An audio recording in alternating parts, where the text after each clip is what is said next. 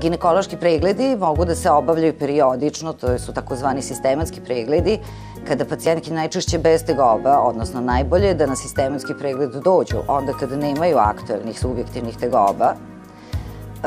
Podrazumevaju opšti ginekološki pregled gde se upućujemo u aktuelno stanje pacijentkinje, zatim treba iskoristiti moment, periodično uzimati bris po Papa Nikolau, svima poznat i odličan screening metod za izdvajanje pacijentkinje sa povećanim rizikom ili aktuelnim postojećim promenama na grliću.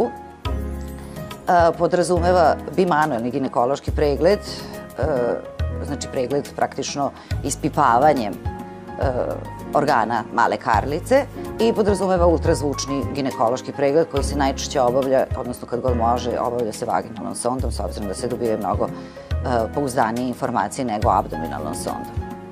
Sam screening maligniteta ne samo grlića, nego uopšte donjeg genitalnog trakta podrazumeva, znači, uzimanje brisa po Papa Nikolau koji treba tempirati u adekvatnom periodu menstrualnog ciklusa žene, tako da je najuputnije to obaviti 10. do 12. dana od početka menstruacije.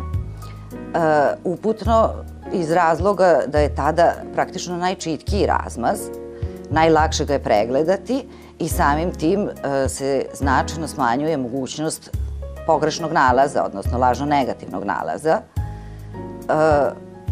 Naglašavam lažno negativnog nalaza jer lažno pozitivan nalaz uvek postoji način da se i dalje proverava pouzdanijim metodama i ta će pacijentkinja biti dodatno proverena. Upravo su lažno negativni nalazi problem jer takva pacijentkinja može praktično da izgubi neki koristan moment rane detekcije ili može da bude promaknuta dijagnoza.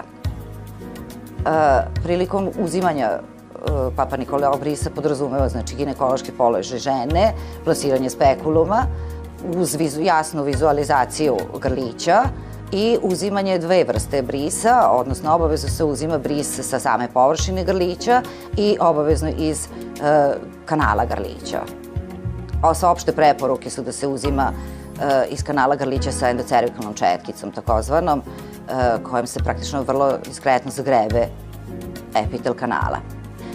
Pravi se određena vrsta razmaza koja se posle fiksira i boji određenom metodom da bi citolog ili citoskrinar mogao da ustanovi izgled ćelija i na osnovu određenih parametara da se izjasni da li je bris sumnjiv ili nije sumnjiv.